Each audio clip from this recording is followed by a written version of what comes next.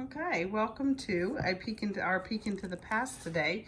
We're going to be looking back at school in 1774. Okay, back in the colonial times when Felicity was growing up, there were few schools. Instead, children learned to read and write at home. Parents taught their children to read using a horn book, and they often practiced reading from the Bible.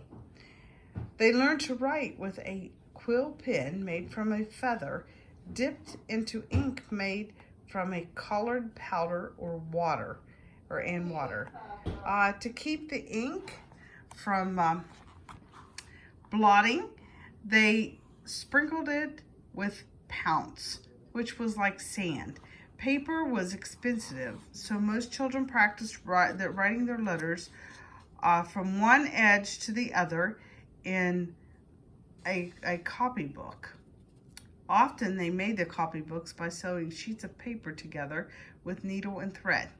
Children from wealthy families were taught by a tutor, a young man with some college education who lived in the family's house and taught the children. Sometimes the boys, but not the girls, then went to a grammar school where they learned subjects such as geography, Greek, and Latin. Grammar schools in Williamsburg the grammar school in Williamsburg was part of a college called William and Mary. Boys could start here when they were 12 years old and stay in the same school all the way through college. Here's your inkwells. But girls like Felicity were given a very different education. People thought girls didn't need to study ideas in books, since they were expected to marry and to run a home. Some people even thought it was impractical for girls to spend too much time reading.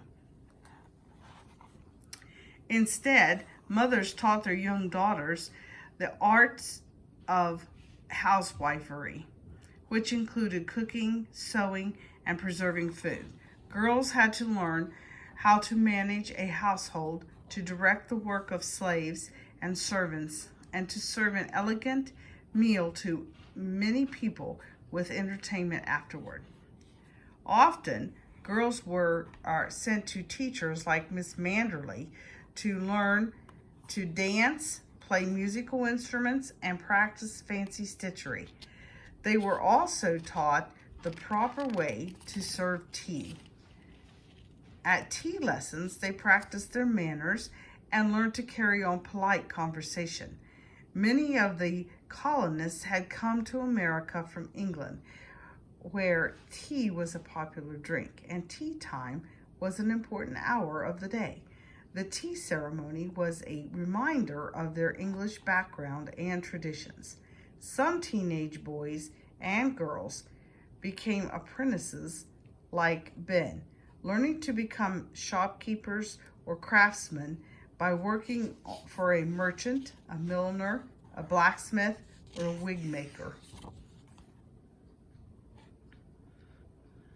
Of course, school has never been the only place where people learn.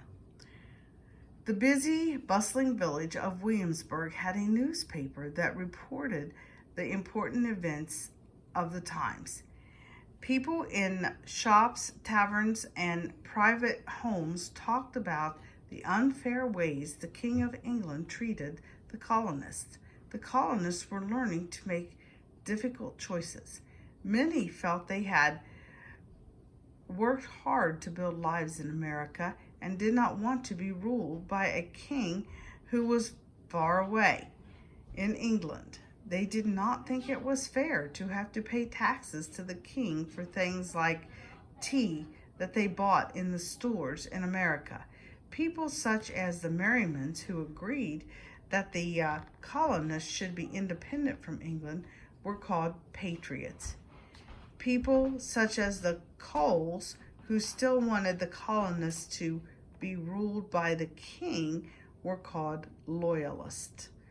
One famous patriot was Thomas Jefferson, who wrote the Declaration of Independence, explaining why the colonists wanted to be free from the king's rule.